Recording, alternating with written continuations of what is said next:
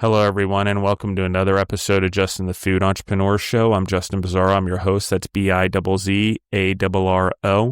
For anyone who's out there, you can find us on Facebook, Instagram, and LinkedIn. You can also find Gorilla Brave there. You can find me personally there. Again, 2 Z's, 2 R's. I know everyone looks me up. There's a lot of different spellings of Bizzarro, but it is the one with 2 Z's, 2 R's. With that being said, I have TropiTai Delight with us. Trajan Pei, how are you doing today from Lakewood, Colorado? I'm doing good. Yeah, so I didn't realize we were so close together. We're actually stone throw away. Part 2's we're going to do in person. I want to make sure that happens. But tell us your story. Let's talk about little T to the entrepreneur that you are now in building this business and what the business is. But let's talk about you. Let's talk about life.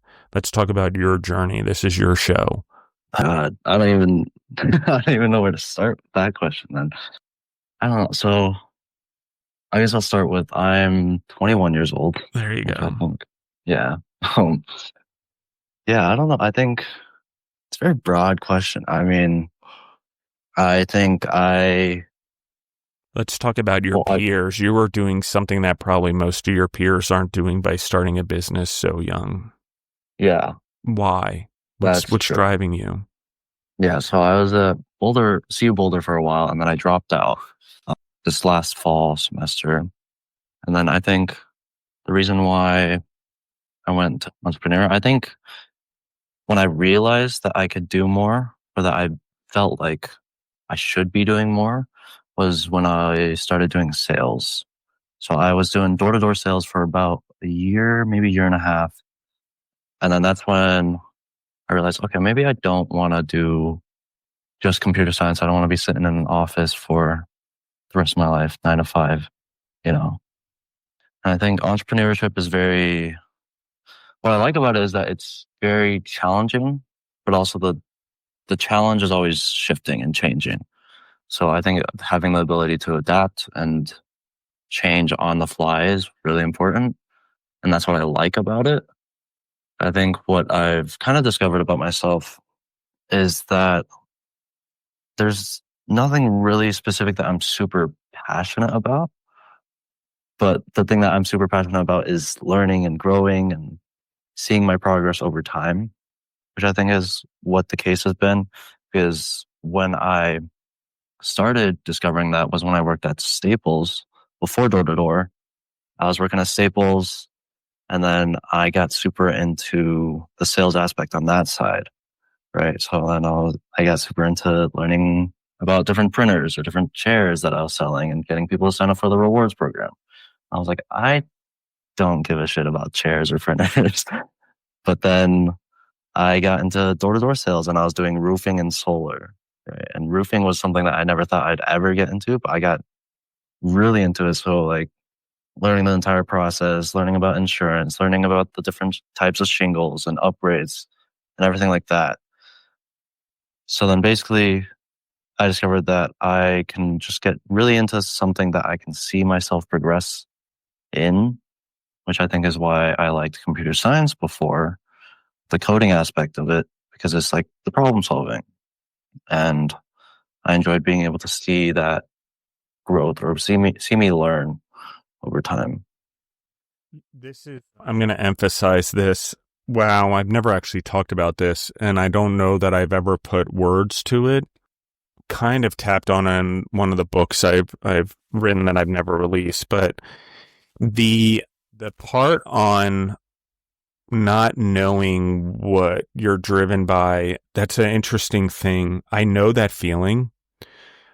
While I was a food and beverage entrepreneur, mainly in hospital and long-term care homes and things like that, that was the lion's share of our business. We did do restaurant equipment, food trailers. We owned parts of restaurants at times. We owned food trailers. We had logistics system. We did distribution.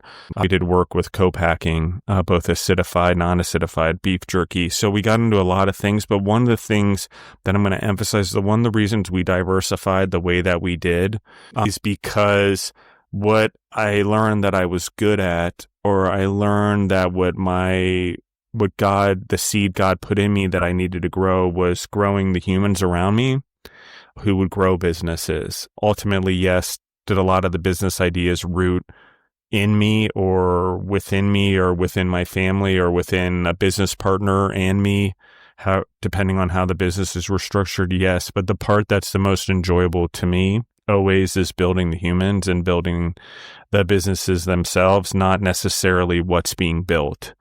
I think that's been to my benefit. I don't get caught up on widgets necessarily, not too much. I am pretty caught up on the Gorilla Brave comics we're creating right now and trying to figure that out. That's kind of fun, but that's more because it's fun. But to your point, I think that as an entrepreneur, the thing that's really driving us is that we want to be independent. We don't know quite fit in. We don't know what's going on. And just to anchor an audience, school goes through transitions. When I was 21 years old, it's about 3 years in food service partners, but I'd been an entrepreneur since literally since I can remember, probably 7 years old, mowing lawns on fields for neighbors and community. But what happens is school systems change. Right around when I was in school, 21 years old, University of Phoenix came around. People were going online for school. The internet had just come out. I think University of Phoenix grew to like a $2 billion company or something. But either way, the thing is there are all alternatives and life changes. And back then they said the work would change. Our time schedules didn't change. However, the way we worked with computers, our efficiency, the number of employees needed to do a task changed.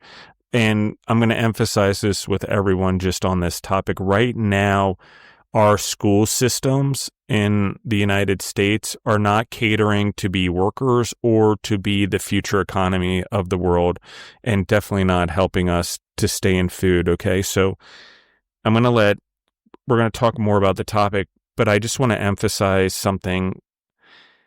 As time goes on, there are products that will last a long time. That is food. We have to eat. Animals have to eat. We're going to need to grow animals and plants to feed the world around us. And even if arguably all humans went plant-based, the animals around us, we're still going to have to grow animals for them to eat. So there's no minusing of quote unquote murder or death in the animal kingdom. It's not the way God built it.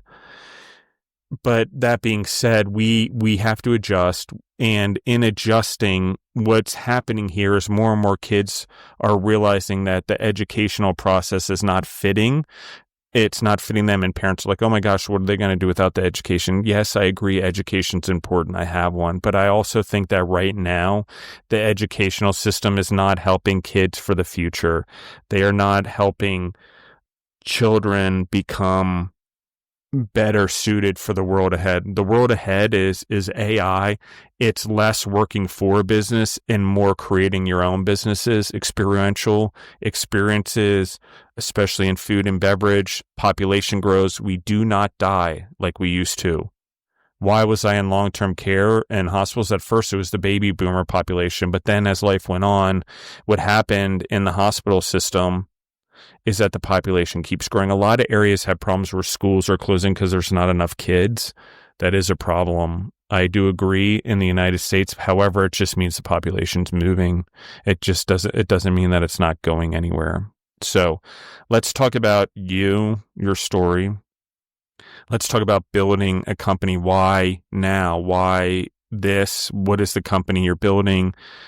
Why now? You're 21, you could be out doing a million other things, but you decided you want to do this. So let's talk about this, what you're building, why you're building it, and what is it that you're building? Yeah, I mean, you actually brought up a very good point, and I think it kind of branches into my answer as well, because like times are changing, right? School, I feel like, is losing its value, and it's only getting more expensive over time.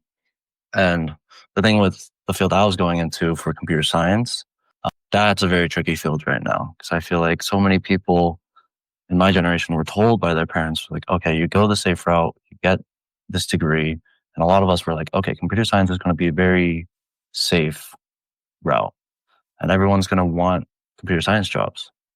So then what happened was there's this huge influx of people that are going into college just for computer science. But what happens when all of them graduate at the same time, right? So then I found that a lot of people that were graduating could not find jobs, right? And then even a ton of people that graduated, they would just go do their masters just to stall time, right? And especially as AI is being implemented more and more and taking more and more jobs from us, that gets even trickier, I feel like, just because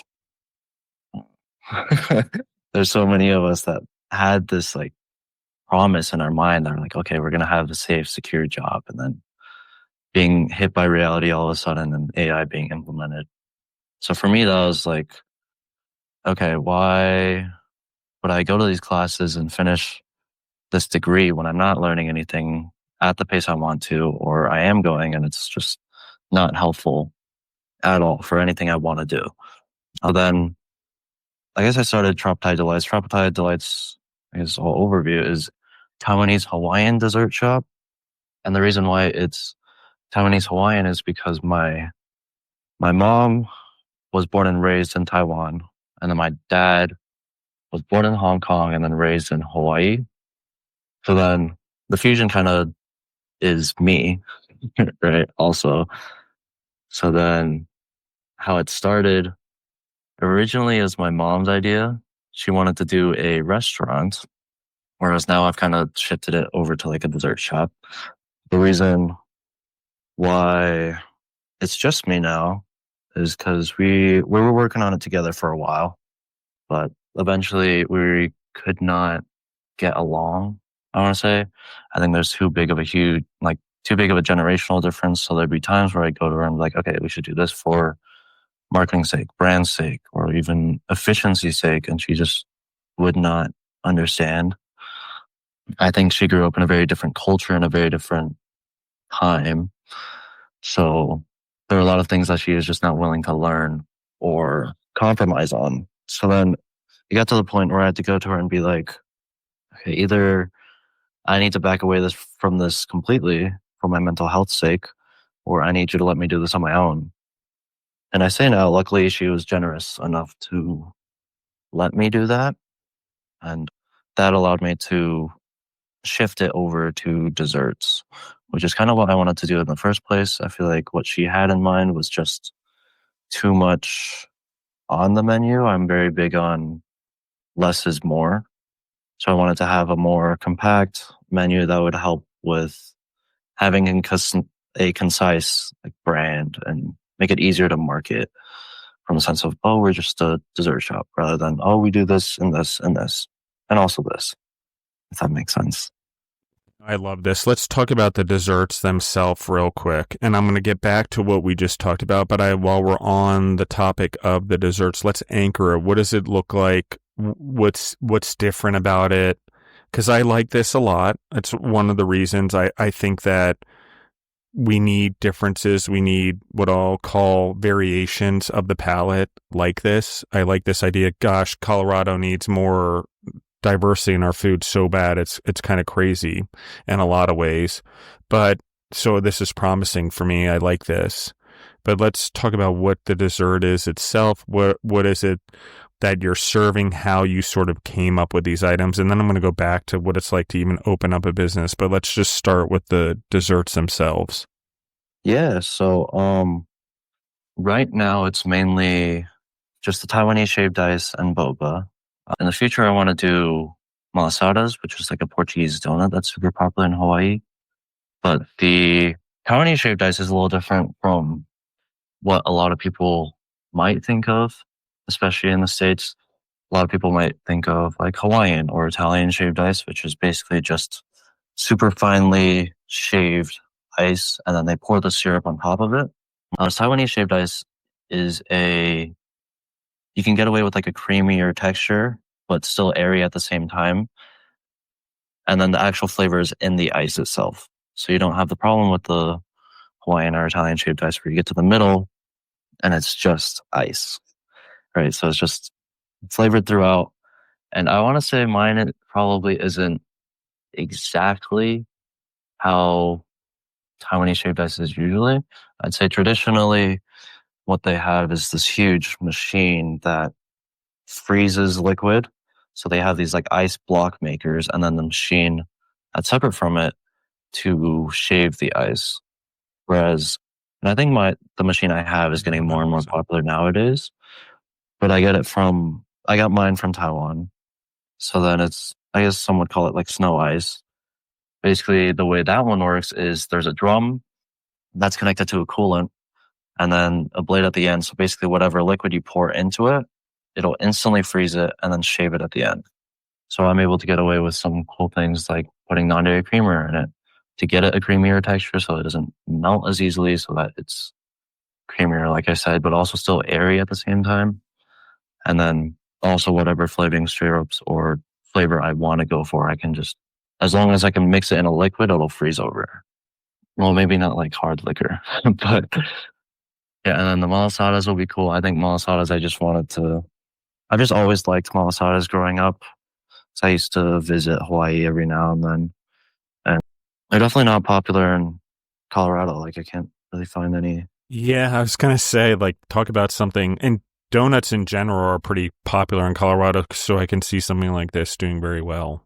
The building of the business, like you have a location, you have an idea, you started with your mom. I'm going to go back to that, but I want to talk about you're 21 years old. I know what it's like to be young and building a business. And just so everyone knows, before pieces of FSP were sold or closed or whatever, and the subsidiaries we had and the way things sort of happen, would I have done it differently? Sure, hindsight. I didn't know COVID was coming. And that was a good place to be in from a business standpoint, helping the world go through that with food and hospitals.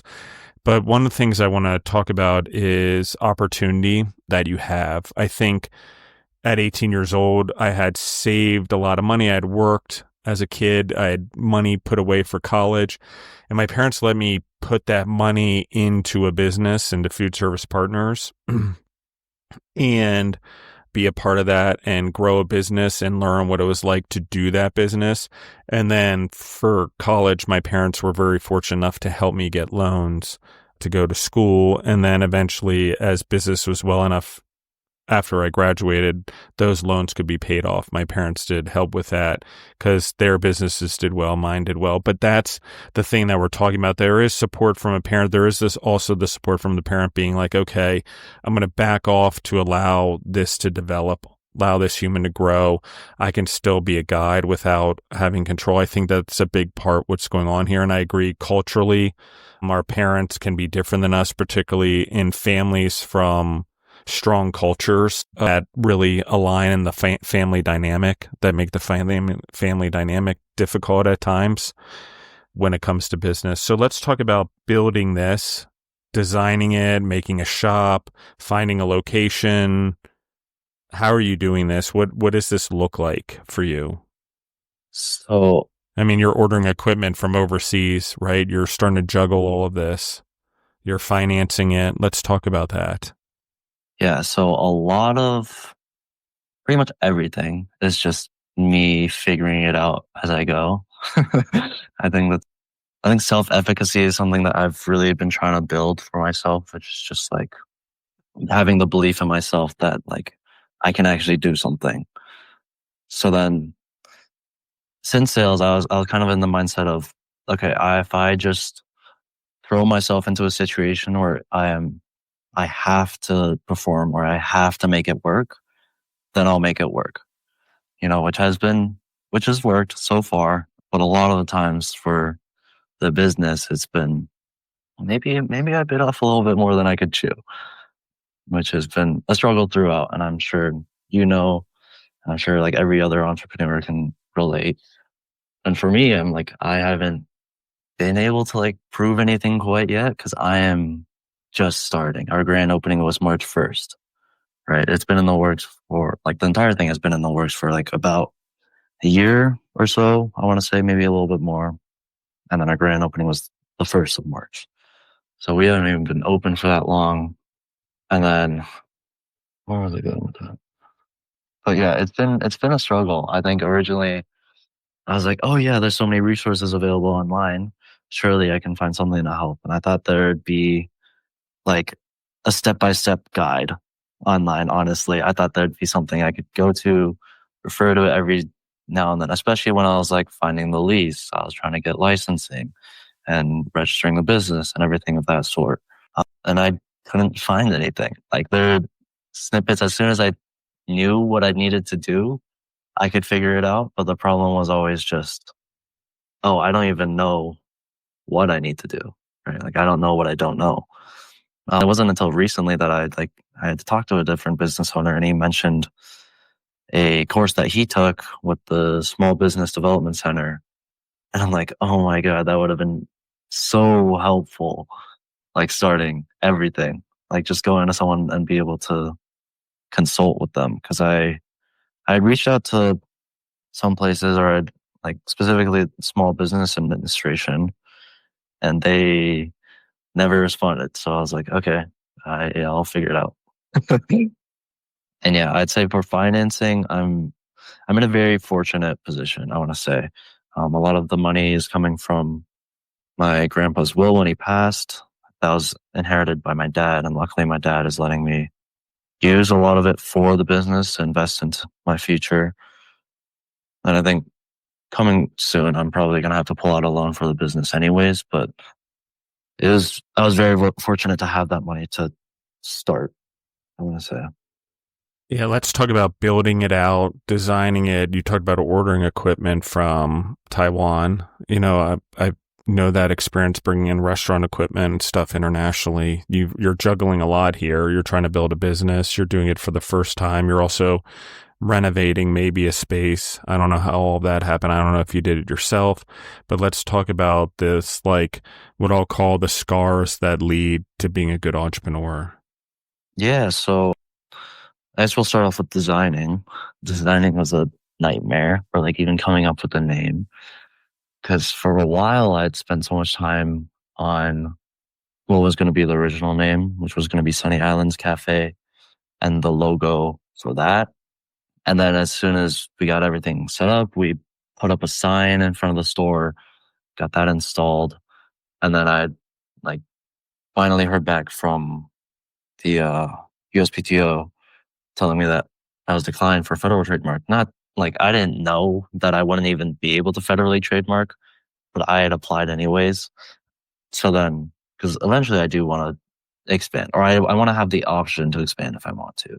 So then when I was declined for federal trademark because someone else is using Sunny Islands or Sunny Island, because originally I think I saw it before and I was like, oh, just like a pearl slap on a cafe, it's different. And apparently that's not how it works. um, so yeah, and then that was like right before, I think that was sometime in January. And then so I had to scramble and be like, okay, what do I do? I gotta rebrand, change the name, change the logo, everything, which took me like 7 months or something to do previously. And luckily I was able to figure out a name, and the logo was way faster this time. I had learned a lot from the first time. And I think it's just way better anyways. It's a lot simpler. And then I learned from the old logo that less colors is way easier to make it so that like I can order custom designs and stuff. Because a lot of places in the US they only allow you to use 4 colors. And previously my old logo had 6.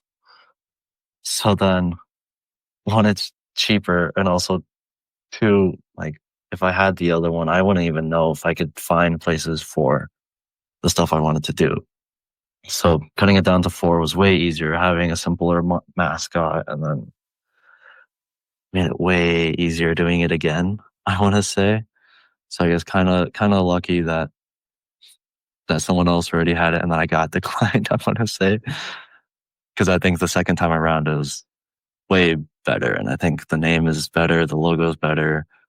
And then, yeah, so everything has just been figuring it out as I go. A lot of mistakes, a lot of just trying and failing. And yeah, which I'm sure every entrepreneur goes through as well. And I think the biggest thing is like a lot of people or like Alex Hormozy is someone that I look to a lot, and he will mention a lot. He's like, if you don't have time, leverage money. If you don't have money, leverage time. Right. So I'm kind of in this position where, well, before I had a lot more time, so I was able to like figure out stuff. But now that I'm constantly at the shop, I'm kind of, okay, well, I don't have time, but I also don't have money. So many of the things that I need to do is like, I can't really hire it out.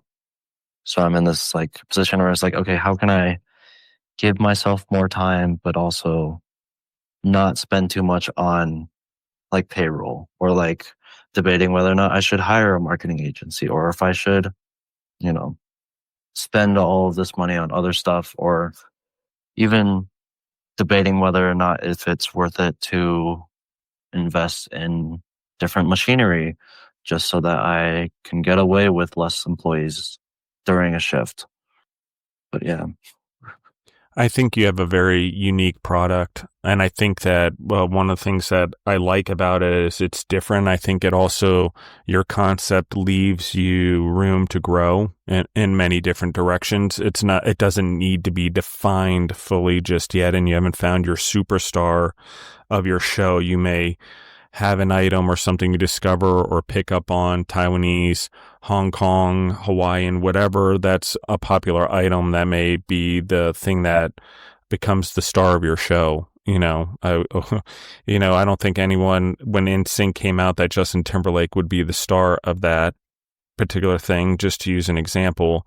Maybe I'm dating myself, but same idea, right? We don't always know. As long as we keep putting together the pieces and put together the team that includes our products and our restaurant, and we stay involved in it during this time. This is the time where the time you spend in it is most important. And what you capture for social media or what you capture for the world is hugely important.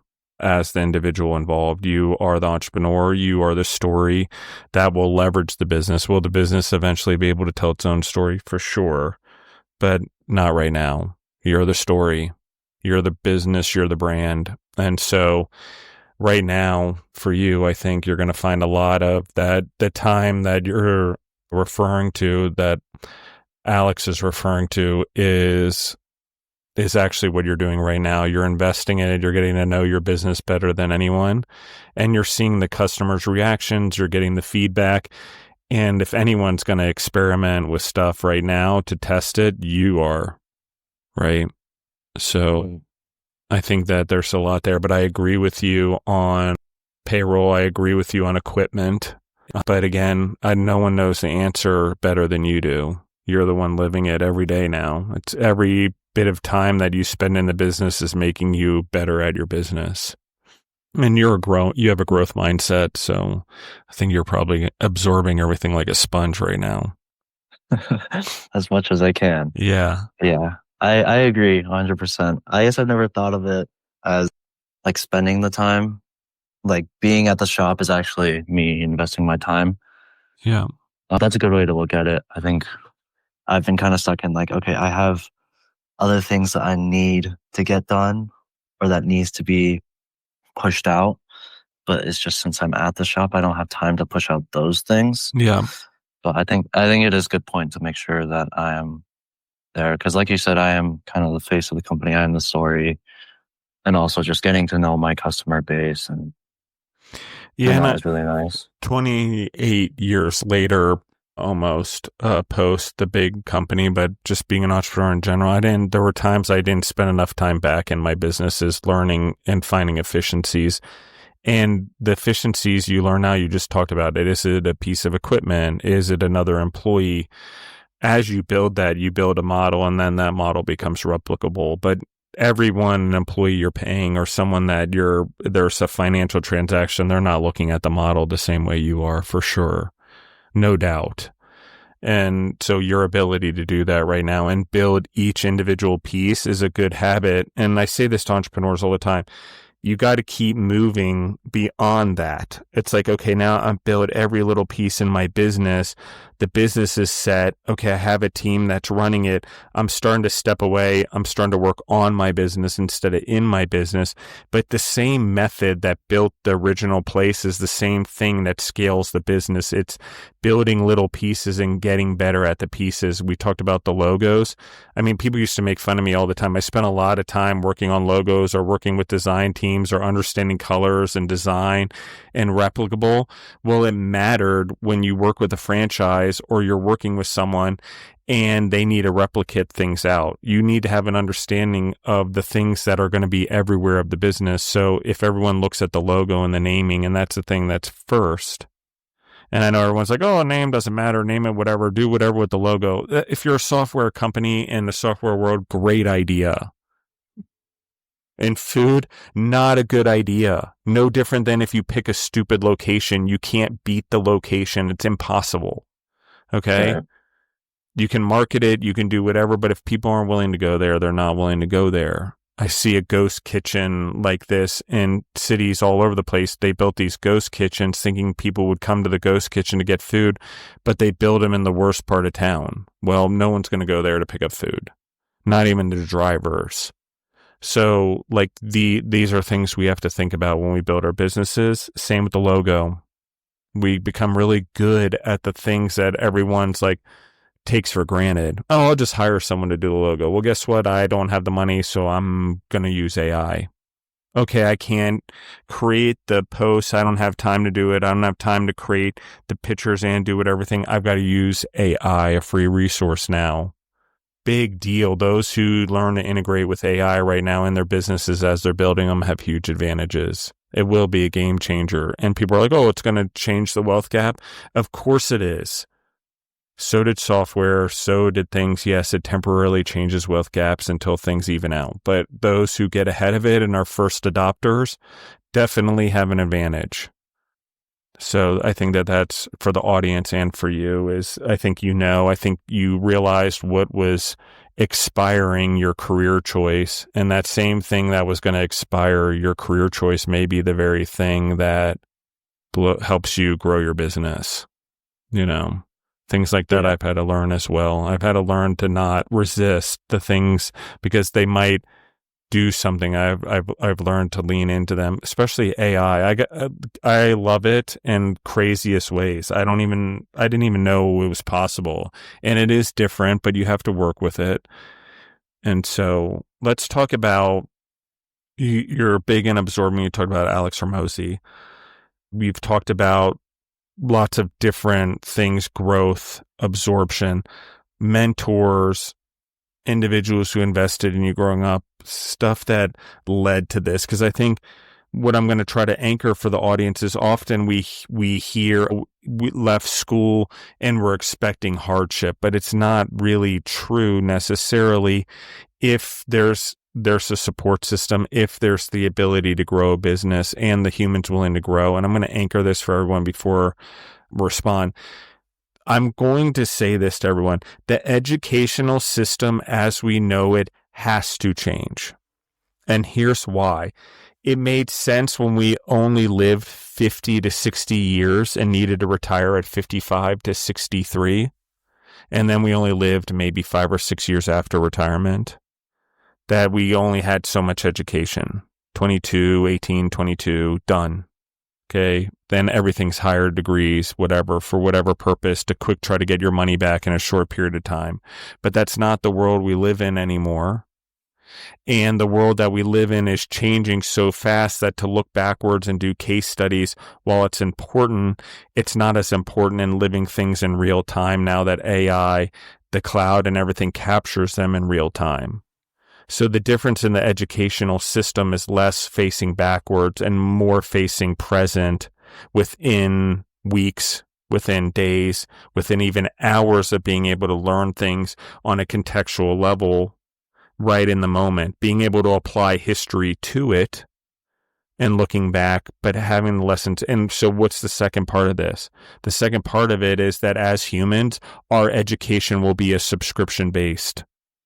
We will no longer go to college. It will no longer be a flat fee. And we will start to realize that we don't need to spend 4 years fraternizing, drinking, and killing our bodies and doing stupid things in disguising it as, oh, we're building our social relationships. While it's true, and I think college is true, I also think it's become a reason to make money, to pay people. While it's all necessary, it's not educating kids in what's necessary now. So what am I saying? Education needs to be continuous over a lifespan. It needs to be applicable. There needs to be options. And it needs to be keeping up to date with what's going on right now, because it's possible. And the education systems with textbooks and all that stuff facing backwards, yeah, it's going to kind of look that way, but it's not going to look that way that the education's going to be based on the case. The education's going to be based on applying a case to a modern version of what's going on and trying to dictate it and learn from it that way, because we do have to live that way. And if you go to the best schools and the best schools and the best schools where kings, queens, the wealthiest send their kids, they're not learning what we're learning in school. Normally, they're learning how to do what we're talking about. It's continuous. It's how to make big plays. It's how to play with money live. It's how to give kids money at 18 years old and have them build something with it, not just give them money and then have them throw it away 4 years in college. I mean, it's an interesting thing because I talk to parents about this all the time. They're not willing to have their kid risk $120,000 to $250,000 on a business, but they're willing to have them risk it on an education that may be obsolete in 7 years. It's just crazy to me, but that's the mindset as humans. It's a backwards thinking. It's a broken mindset. Yeah, I agree. It is crazy. Very different. Let's talk about the mentors, the leadership, the things in your life that have sort of mattered to you, the people that have sort of stepped in. We talked about Alex Hermosi. He's online, he's an influencer, but he knows what he's doing, obviously. He's obviously helping millions of people. But let's talk about others. Like, how do you root yourself in it? What are you finding now? And you have less time, so how are you finding time to integrate in that growth that you need to as well? Yeah, I think, Alex Hormozy has been huge. I think doing sales, I think I learned a lot just in general. And I think that's when I also started reading some books and stuff like, I think the first book that I read which is what made me start reading books, was like Rich Dad Poor Dad by Robert Kiyosaki. I love that book. There's been a couple other books that I read that I really like Atomic Habits, I think it's by James Clear. How to Win Friends and Influence People by Dale Carnegie. Yeah, have been really big ones. I think because I used to read like a lot more books, and I read some books about like marketing. And I think at some point I kind of just shifted from, okay, I have some knowledge, it's time to start doing. Right? Because like it's good to spend all this time like learning about it, but if you never do anything with that knowledge, then it's like as if you did nothing. Yeah, it goes into a black hole. Right. Which is most knowledge, actually. People gain it, they have a head full of it, they'll argue with their friends, but they're not putting it forward as the term would be. So yeah, so that's been, nowadays I think just fitting time to learn has been a little bit more difficult, because it's not like I can just sit down. Oh, I mean, maybe I could. I probably could just sit down for like 30 minutes and read, but it's something that I don't think is as much of a priority anymore. Like I'd rather spend more time like scripting for my next video, or like creating my content calendar for the next month, or like figuring out what I want to push, or like designing punch cards, or just figuring out how I'm going to update hours or update the schedule. So I think I'm still learning a ton, but I think it's learning as I'm doing rather than just learning nowadays. Which I think that the video stuff kind of branches into what you were talking about earlier with like AI. This is very interesting because I feel like I'm kind of stubborn. Like I feel like I'm very open-minded, but like at the same time I'm also very stubborn because I've spent so much time like learning how to edit and like learning all the videography and like learning how to film and stuff like that. as I'm starting this business, that like as AI is getting better, and like even just seeing the new thing that I forgot what it was, but it was this AI that came out, and now they have like sound. Now they can talk, and it's like, okay, that's crazy because it's video and speaking, and it looks good. Like it doesn't look like AI. It looks like it was actually filmed and practically shot. But where I'm going with this is I've spent so much time like trying to develop my style in like creating my content, where now it's like you're saying, like, oh, maybe I could just implement AI more and have it create the content, and it save a ton of time. But at the same time, I'm like, oh man, I spend so much time. Like it's my style. Like I don't know if AI can do my style. But I think there will be a time and place for both.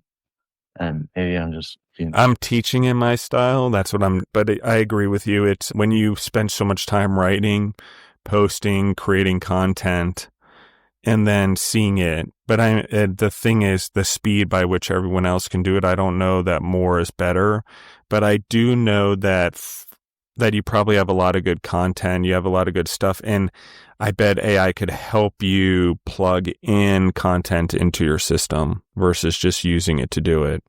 I think that that's part of it.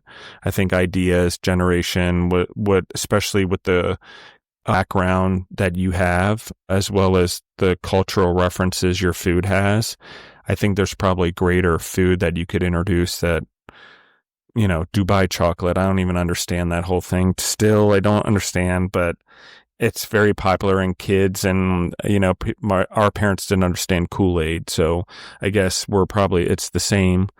But that's what we're talking about here. Is there's probably a hidden gem somewhere also that will help boost your business. Some superpower food that'll give it recognition. Right. Yeah, and AI has been huge with like starting the business, because I don't think I could have done this without it, honestly. Like maybe I could have, but it would have taken way longer. So like just being able to ask ChatGPT about like, oh, what is this regulation? Or like how long does this have to stay, or like whatever. And even for the content creation, it's been super helpful for like structuring the video, or like creating a hook, which I'm using it more and more nowadays to help structure that video and help with the scripting, and be like, okay, what points should be brought up in this type of video, or like what hook would work. And that's been huge, actually. I think I want to do a lot more with it, especially as I'm setting deadlines for myself for like when videos have to come out, and like when I have to create the script by, or like when I have to start editing it by, or like when I've filmed it by, which none of this has gone into practice yet. But in theory, AI will be helping a ton. I mean, even just scripting this next video I'm working on, AI has been helping a lot. So yeah, it's very helpful. I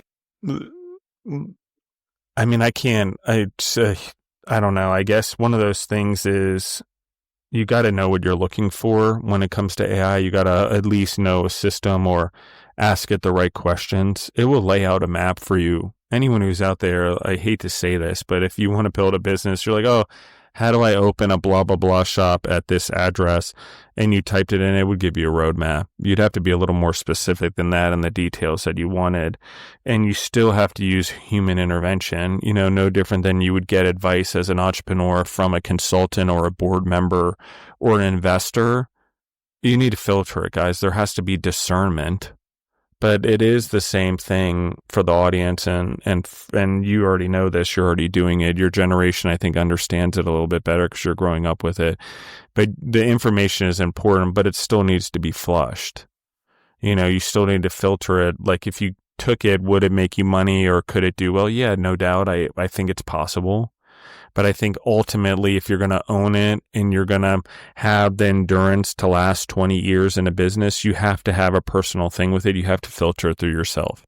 Even if it's the greatest idea ever, even if no one's ever come up with someone so brilliant as the AI, without the human touch, without the human emotion, without the human filtering right now, It's just not necessary. Does that mean that the robot can't make the burger in your restaurant? No, that's not what I'm saying. But I'm saying at some point it always needs to filter through the entrepreneur. Someone always needs to take ownership and build it. So that's what AI is. There's a relationship there with it, weirdly, but there is for sure. Where do you go from here? You talked about being able to get everything down, hopes, dreams. I know it's just the beginning. We're about 2.5 months in from opening, but where are you hoping this goes? What's the drive? What keeps you motivated? Let's talk about those things. Yeah, I think it's funny because I'll go in and out of these like slumps, and it's interesting because a lot of the time it's just okay. I don't feel like I'm progressing, but I just have to keep reminding myself that I'm trying to do something big, so that timeline isn't going to be as quick as most people would think, or like as I would think, right? So I just have to be patient with myself that I'm just on a longer timeline, and I have to trust that what I'm doing could be working, and even if it's not, then I need that data over time to actually know if it's working or not. But I just need to make sure that I am focused on specific tasks or focused on specific channels where rather than spreading all of my knowledge elsewhere, all my time, putting all my eggs in different baskets, and then never putting my all into one. Because I think I'm guaranteed to fail all of them if I try all of them, but I might succeed if I put my focus into one of them, if that makes sense. I think, and it's never like, it's not just one, but like the idea is just like not spreading myself too thin to the point where I'm never going to be able to do anything or like exhaust all of the options in one channel, I think. And then, sorry, what was the question?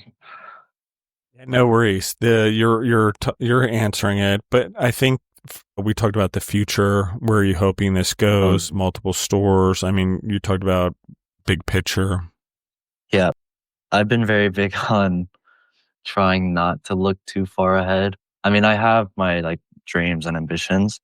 I think a lot of it has just been okay. I gotta take it one step at a time because I'm gonna overwhelm myself. I'm gonna get stressed out which was what my recent slump was about. Because is okay. I have this certain amount of time to make this work. Because at that moment I was like, if I like I'm 21, I don't have an income. I haven't had an income for a while, just because like or a consistent income because I was doing sales before and then I like working on this. I haven't really had an actual income. So then I've just been eating in my savings.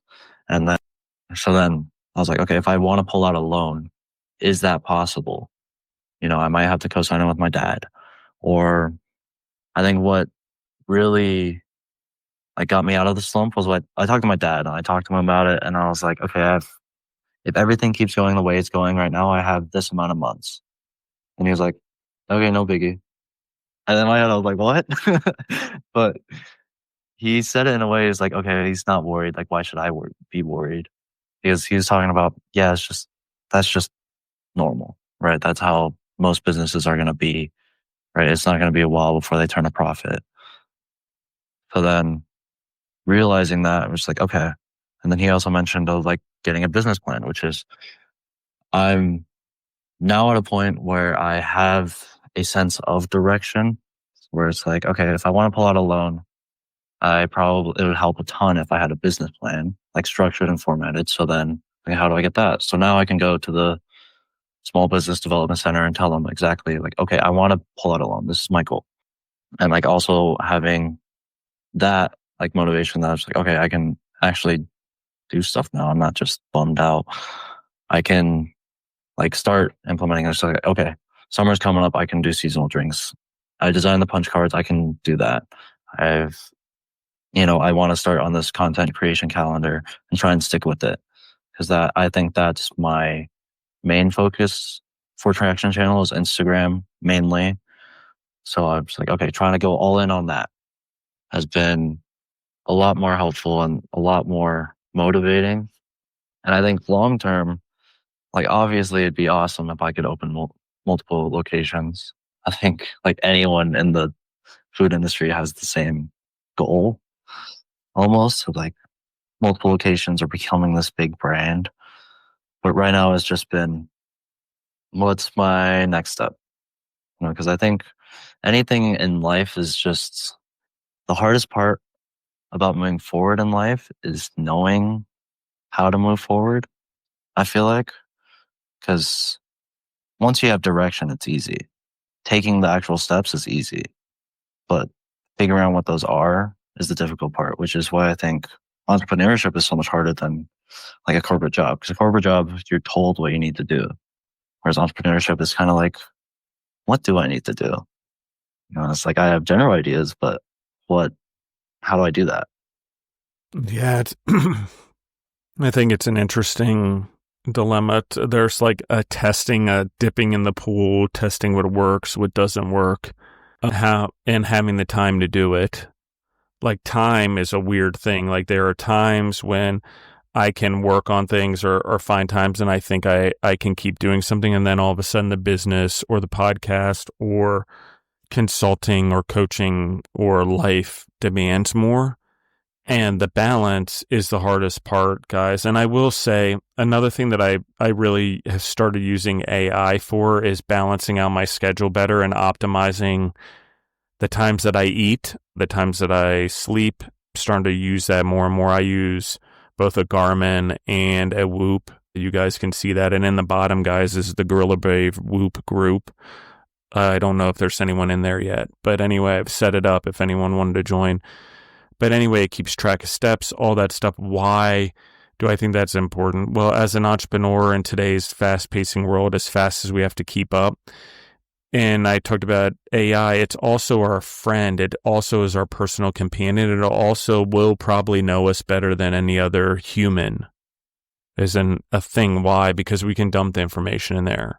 If I pass all my emails through there, if I figure out a way to make sure I'm integrating it all into these systems, they get to know the way I work and the way I do it.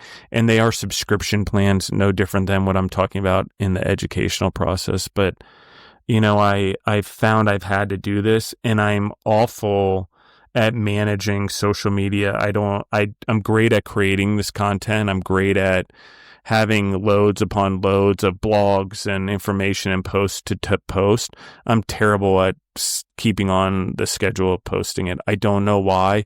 It's this weird thing that I enjoy creating this stuff. I don't enjoy posting it, and I don't enjoy worrying about it. So it's just, for some reason, my business partners or people that I work with in the companies, I always find someone that does that better than I do, where I can just create the information and they can take it. I think that's okay. But we need to know, guys, what we want to do, what we spend our time on, and time being the greatest resource. How can we spend less time doing other things in our life that may take away from the business? And then secondarily, to Alex Hermosi's point, or the point we had, time being, when we don't have money, or even when we do have money, here's what happens with time and why it's valuable. The more we can take our time and do the most with it in that moment that the trajectory of our life is impacted, is the most important. So we often are doing 10 million different things trying to build our business. But what are the 5 things that we can do right now that truly build the business, build me, build the future employees of the business? What are those 5 things? Narrow it down. And social media is in there. I guarantee it. It needs to be one of them. But how you do it and how you build a business has everything to do with how I said it. You need to attract customers. You need to attract future employees. And you need to attract, sorry, guys, I normally don't sneeze on the podcast. I'm going to figure out how to edit that out. But in everything that we do, we need to narrow things down in our time. And I don't, Andy Frisella talks about winning the day, having our 5 things every day. It's no different than what I'm talking about. I agree with it. It allows me to create 2 work days plus a day with my family every day. sometimes 3 work days, and a day where everyone only gets 1. As an entrepreneur, what do we become best at? We do more than everyone else because we cut out the BS. We cut out the TV. We cut out the useless searching. We cut out the useless scrolling on Instagram. Do we like, share, collaborate with others? Of course. But when we're on Instagram or we're doing it, what everyone else thinks we're doing is not what we're doing. It's very strategic, and it's about building alliances and finding people of similar mindsets. So I don't have your answer, but in general, I found that successful. Every day I accomplish 5 things, no more, no less. I don't push it beyond it. I don't try to do more. On the days that I have more time, great. I have a little more time to focus on doing something I want to do, read. Okay, now I can design a punch card or create a new menu item. If it's not one of the 5, I don't take it on as something I have to accomplish. But what I also have learned is that in the moments where life gets crazy and hectic, if I can always make sure I anchor on those 5 things that I want to do that day, and I'm okay. I know that I'm still succeeding. And if I fail, do 4 out of 5, I failed that day. But if I fail that day, it's okay because I can still win the other 6 days of the week. So that's the type of mindset. As long as we don't lose more than we win, then we're okay. But eventually you start winning every day and the 5 become normal in practice. I do think social media calendars are important. I'm just not good at them, just so everyone knows. That's why anyone watching Gorilla Brave, as I've started shifting off of just creating content and allowing Ivan to post, you'll see it gets cleaner. It's more scheduled. It's not as sporadic. It's not all over the board because I just don't like it. For some reason, I just can't do it. I don't know why. I'm not very good at it and I'm not disciplined enough in it. It's something I should work at, but Ivan does a good job and that's his background. But it is important. So let's talk about, lastly, you mentioned like moving forward. You mentioned the support of your father and your mother through all of this. They're your support system. Let's talk about that a little bit. Let's talk about the importance of having that right now, of having other individuals to fall back on. What does that look like for you? And even though you still feel alone a lot of the time, I'm sure there is a support system there. Yeah. So it's a weird scenario with my parents. I think growing up, I was always closer with my mom and I was just so distant from my dad. And I was always just like, that's just how it was. And I mean, I feel like I wasn't even really close with my family at all growing up. And then with me and my mom's fallout, we're not in a good spot, I want to say, not even on speaking terms. And then with my dad has been a lot more helpful. It was because of the fallout that I got way closer with my dad because I had to tell him because it was I need to back away from this for my mental health. And then that's when we were able to talk more and with the business, and I felt like he actually supported me. I mean, from the beginning, he was always telling me, he was like, "Oh, I have more faith in you than I do your mother." Not because she's awful or whatever, just because she doesn't understand business. So then after the fallout with my mom, I would try and go back because once at that point she was out of the business, was determined, and I try to go back to her and try and have the relationship that we had as mother and son before we were business partners. And it was never, I'd go back and it was never, well, how's your day? How's the business going? How have you been recently? Is always just, oh, this place closed down recently. Your idea is not unique enough. If you keep going this way, it's going to fail. If, she was like, if in 6 months, if you want, I can bring in the food that I was talking about. And it was never, I never felt like she actually believed in me, and even before the grand opening, because we had a pretty decent turnout for the grand opening. Before that, she would say those things where it's oh, your idea is not unique enough. You're not going to do well. And then after the grand opening, and she saw that my dad took pictures and stuff, that was when she was kind of oh, congratulations. You're doing so well, or whatever.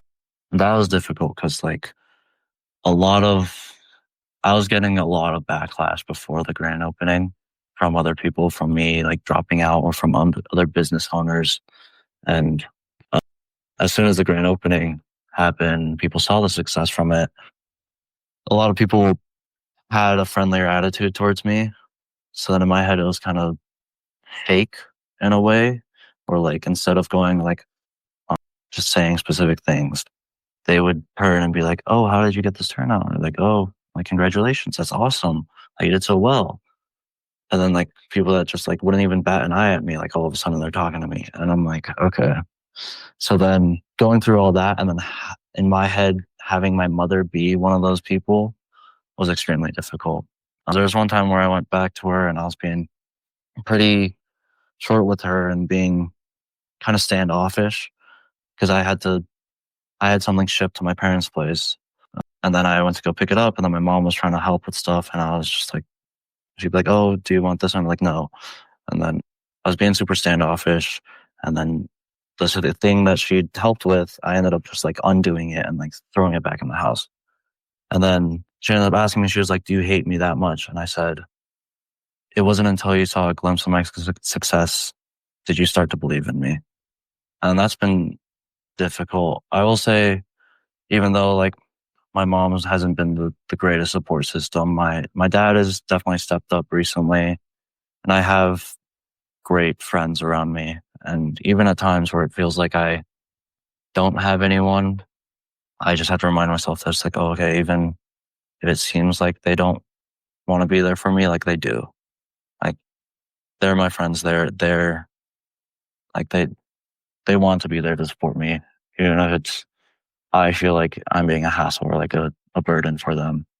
And that's been a lot to juggle. And like even recently when like kind of getting the sense that every other business owner I talk to has like business partners or even just someone that they work with to so that they don't have to pay an extra employee has been like, oh, okay, I really like in the business sense, I really am alone because I can't afford like I don't have someone to man the shop with me. Like I'm kind of in a situation where I'm forced to I have to hire it out. Because as much as I want to be at the shop 24/7 and being able to man the shift by myself, it's just not possible. It's not realistic, especially like during a rush. I just get overwhelmed, and I want to be able to create a hospitable, like good service environment for customers. So having to hire it out, but yeah, support I want to say has been kind of shoddy, but it's it's been better nowadays. I think before the grand opening and before the soft opening, it was really rough with all the backlash and all the people criticizing and all of that. And then just feeling like I was alone, like you were saying. And especially with like my mom. I think my mom had kind of like in my head for a while, so much, she had so much weight in my like sense of support, where it's like everyone talks about like, oh yeah, I want to thank my mom, my dad, and like whatever for like getting me to this point. Whereas for me, it's just like I can't even speak to my mother nowadays, and it's like I before I'd think about it a lot, and it's like the one person that should be there for me no matter what, like isn't like I'd go through so much stress and whatever, and I just want a mother to like support me. You know, I want my mother to do her job, but I understand like I put her in a bad position also, and it's like I understand where she's coming from, and because she would tell me these things where it's like, oh, you're not unique enough, or like you're gonna fail, and I would tell her it's like I don't need to be hearing this from you. Like I get it from tons of other people, and she said, well, before I said that, she said, it's like, oh, I can't just tell you the good things. Like I can't just tell you like I'm proud of you, or like whatever. Like if I don't tell you the bad things, no one will. And then that's when I had to tell her like, oh yeah, no, I get it plenty from other people. Trust me. But I don't know. She never understood that, and she puts me in a hard spot where it's like, how do I let her back into my life? Yeah, definitely time for sure. I've been in family dynamics and struggles, definitely in business. So I do know what you're going through, not directly with my mother, wasn't the stressor, more my father. But but I do know that time finds a way. And I think we find growth, acceptance often as the entrepreneurs. It's not them who changes, it's our ability to surrender in some ways as an entrepreneur. And when we have the confidence in our success, can we still accept that others don't believe in us? I think there's a lot of that. And as having, geez, it's so interesting. Even in relationships, I've had those who, a significant other that's believed in me, and I've had those that didn't believe in me. And the businesses directly are impacted by the relationship I was in. I affected employees. I affected people's livelihoods. My decision making, my clients, my customers, they were affected depending on the support I was receiving in my support system. And sometimes not everyone can be a part of it. And sometimes it takes time before those we need, such as a parent, can be a part of it again. Similar in my case, it took me a while. It took us a while to repair, figure out, make amends, however that looks. A lot of it had to do with my growth for sure.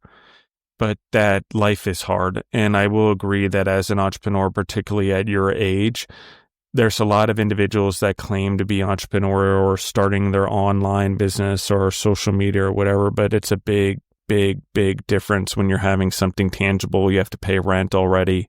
You have to sell food. You have food that could expire.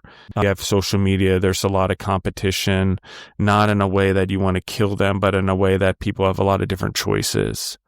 And in the food and beverage game, like that's a lot to deal with. And then not to mention, no one believes in you. When I was about your age, I didn't even talk about it much, especially with my friends or people that I was in school with. Like no one really understood anything. And I learned very early on that anytime I talked about it, like it was made fun of or laughed at or not even close to understood the magnitude of what it had become, or what it was that I was doing in life, or my goals, or my dreams. And even that, like, I think that we gain more experience in being an entrepreneur than anything else. And I think that we start to understand the human being, we understand the financial side, we understand the business. When we don't only make it about money, when money's not easy, when it's harder to earn, we have to put a different purpose behind the business that we're building. And innately or unintentionally or in a bad way of delivering it, often everyone that's around us are just speaking about their own fears. They're just projecting them on us in what we're doing because they're too afraid to do it. And they're too afraid to leave school or too afraid to take time off or take a semester off. Or I didn't graduate in 4 years. Definitely didn't do that in my undergraduate, guys. Like I took a long time. I did a lot of things. I had a lot of things I was focusing on in Spanish and business and trying to play soccer. But I didn't do it in the normal time. I didn't accept that I had to do it in everyone else's time. And my parents didn't like that for sure. But me, hey, I'm doing it anyway. As long as I'm learning the information, I'm not just blowing through it trying to get a grade, not cheating on it or doing what everyone else is doing. I'm taking my time learning it as I'm running a business. So, I mean, we get confident in ourselves, and I think the rest of the world adjusts to our confidence. And if they don't, we don't necessarily care. We just understand that we're now leaders. We are leaders in our family. We're leaders in the world. As soon as we step out into business, one of the fearful things that is actually going on around us is now the leader or the person people looked up to for whatever reason or had hope in is taking such a risk that could risk them for whatever reason too, even though it's not true. But it takes time, and I'm sorry that you're going through that for sure. I do know that it builds the character of the entrepreneur. So I think everything is about what can we learn from this now? And then also, in your case, what can you learn now that will make you a better parent when and if you're one, right? Mm-hmm. And then also, if you're integrating your children into your business, how can you do it better? What would you do? How would you support them if they had an idea? Oh no, what if they come into your business and they want to change things and they have all these ideas that are different than yours? And now you're the old person that doesn't quite understand the modern world of business. So I think it gives us perspective and how to handle that in a better way with our children. I definitely know that I handle things differently and grow the humans around me differently because I watched it done not so great around me and the entrepreneurs in my family. So let's talk about, we've taken a long time. I've taken a lot of your time. I appreciate you. I appreciate this episode. I think it's hugely educational and I've grown from it as well for the audience. I hope for you as well. Where in your heart do you want for you to feel successful in this venture, for you to feel that you are doing it? Is there something that would ever make you feel that way? Or is it something that you feel that you're always going to have to set goals and that there will never be the satisfaction that you're desiring? Because I do know one of the things that I've had to accept is that I will never be satisfied. It's really hard to be around me because I always want to do better and I always want more. I try to anchor it spiritually, but that's something that I've had to learn, that the world just doesn't satisfy me because I always want more. I want to learn more. I want to grow more. I want to do more. I want to have more impact. I want to have more influence. I want to help more people. So, but for you right now, what are you enjoying the most in your business right now? Enjoying the most, I think, just the I don't know. I guess being able to see myself over time, because it's like I feel like I'm the same way as you. I'm very like I'm always going to be reaching for something bigger, and I think it's something I think about every now and then. It's like, oh, am I ever going to be satisfied? And probably not, But I'll have my goals, and I'll tell people just like, oh, once I have money, or like once I whatever, because in my head it's always just been like, okay, just get through, just open, right? Get through the soft opening, you're good, and then or just get through the grand opening, and you're good. Just and then now it's like, okay, just go through somewhere. And I have a ton of people that will come in, whether it be customers or friends, and they'll always be like, oh yeah, I think it'll kill in the summer. And in my head, it's always like, yeah, maybe. I think it'll be better, but I think my worry is just like, okay, if I do better in the summer, am I gonna make enough to get through the winter? Because it's definitely gonna slow down in the winter too. So then it's like, in my head, my goal is just like, okay, I just want to turn a profit. I just want to make money. I want to like actually be able to buy things, or like not have to eat through my savings all this time, or like barely being able to pay rent. Like that sucks. And then seeing all my friends like going out on vacations or like buying all these things and everything. It's hard not to be envious at times. And it's like, I have to remind myself, it's like, okay, I want to do so much more than them. So I'm not going to be able to have the luxuries that they have, at least not for now, So reminding myself that. And then, I think, like I said, I'm probably not going to be like fully satisfied ever. I think I'm always going to be reaching for something more. I think as much as I want to say financial freedom will make me content, I feel like it probably won't. Because I think like growing up we weren't like broke. We like as a family growing up, we weren't broke. We weren't rich, definitely. I mean, there were times where it got harder and we couldn't afford cable, or like I didn't get gifts or like presents or anything like that. So I think having so little of like the materialistic stuff, part of my head is like, okay, that's like what I want. But I know that it's not going to be what satisfies me. So I think like just trying to enjoy the process as much as I can now, but it gets hard. Yeah, I think just no matter what, I'm always, like I said earlier, I try and force myself into these positions where it's like I have to make it work, which so far I've been able to get through them. But like I think during the hard times, it's always like, oh, is this the time where I bit off more than I could chew? Yeah, sometimes we do that, and sometimes it hurts. We break a tooth, metaphorically. But I want to say this: 22 years old, well, everyone else was doing studies abroad and all this stuff in college. I was very like I couldn't do it. I had stuff I had to get done, and businesses, and trying to learn, and family, and trying to grow, and just my dynamics were very different. And I went on a spring break with friends to Dominican Republic, 22 years old. And then I didn't take another vacation, like seriously didn't take a single other vacation until I got married for my honeymoon at 27. And then from there, I didn't actually take another vacation until 2014. I was 34 years old.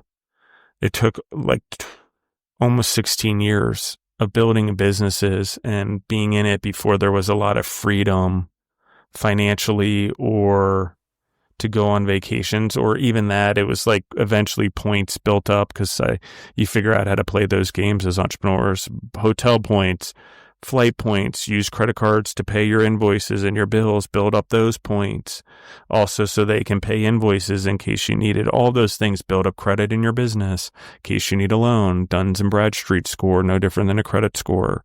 Your business has one. So like you learn to play those, I think, as an entrepreneur. And then once you get really good at stuff like that, it grows bigger.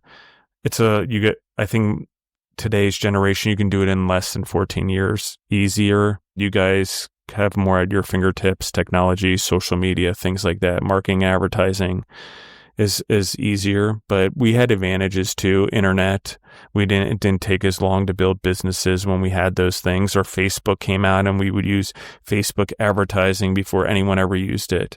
When we used it in our equipment sales companies, we had equipment, restaurant equipment, stores. We had 4 of them in the Eastern United States. And then we sold equipment all over the world and supplies and built restaurants and designed them.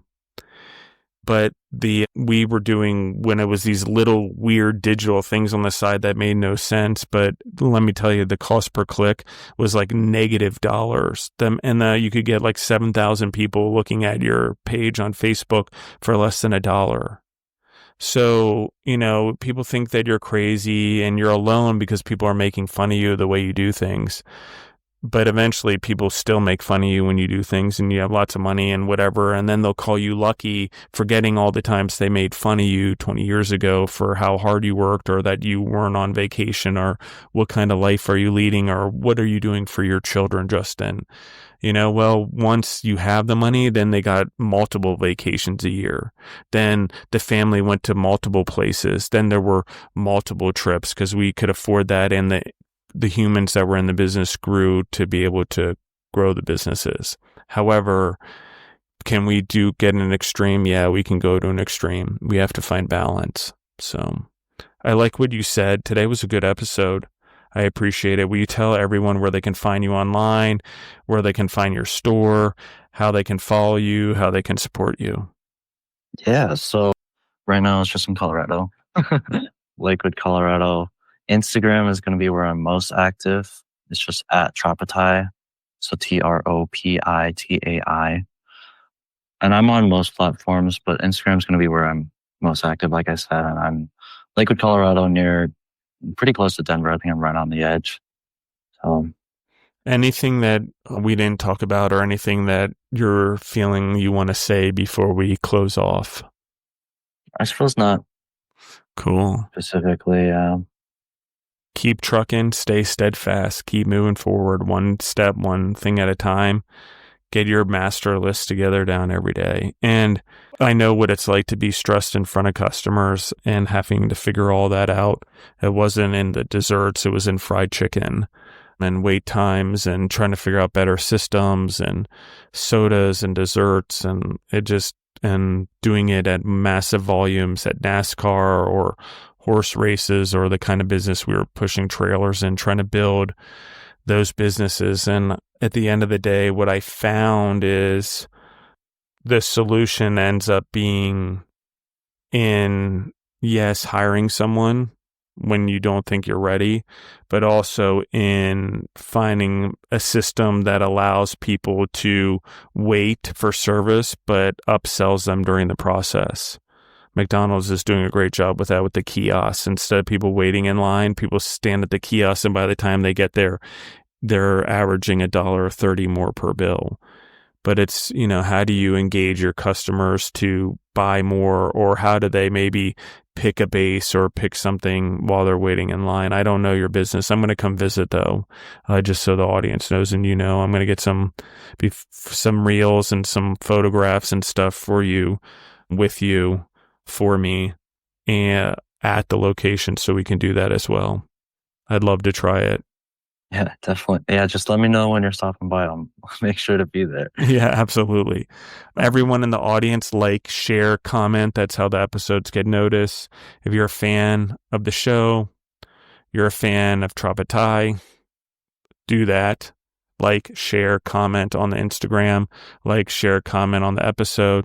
Share it with your friends. Guys, the thing I see the most, everyone asks, is I see the episode shared with other entrepreneurs or entrepreneurs that are just starting, that need to know they're not alone or need to find companionships. There's 400 episodes of people going through what you're going through or what the thing is. It's not me. My venture is definitely different than most of the entrepreneurs on the show. So are the entrepreneurs on the show different from each other, but somewhere along the lines, what I found is I can relate to each story in a piece, or it can help me in pieces. And that's all I needed.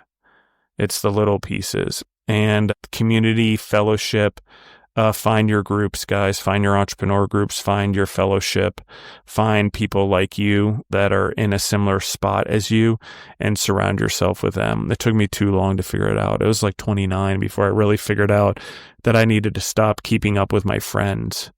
And then I needed to keep up with people that were like me, or entrepreneurial like me, or as successful as me.